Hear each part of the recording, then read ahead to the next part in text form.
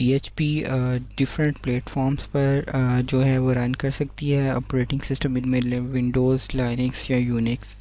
PHP जो है वो डिफरेंट वेब सर्वर जो मार्केट में अवेलेबल हैं, जैसे अपाची है या इंटरनेट इंफॉर्मेशन सर्वर है माइक्रोसॉफ्ट का बनाया हुआ, उन पर ये रन हो सकती है। PHP डिफरेंट तरह की databases MySQL, MS Access, MS SQL, Oracle और पोस्टग्रे वगैरह और डिफरेंट जो हैं वो वेबसाइट डेटाबेसेस को सपोर्ट करती है।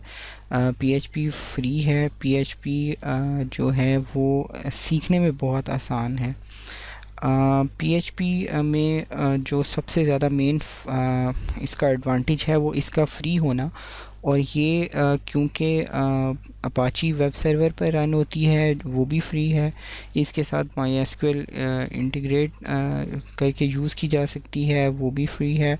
और अपाची और MySQL वगैरह जो हैं वो लिनक्स पर भी चल जाते हैं, और लिनक्स भी फ्री ऑफ कॉस्ट है। तो यही वजह है कि जब हम अपनी वेबसाइट के लिए होस्टिंग वगैरह ख़रीदने लगते हैं तो PHP और MySQL बेस होस्टिंग जो है वो सस्ती मिल जाती है एज़ कम्पेयर टू ASP.NET या MS SQL सर्वर। इस तरह से जो होस्टिंग है वो एक्सपेंसिव होती है।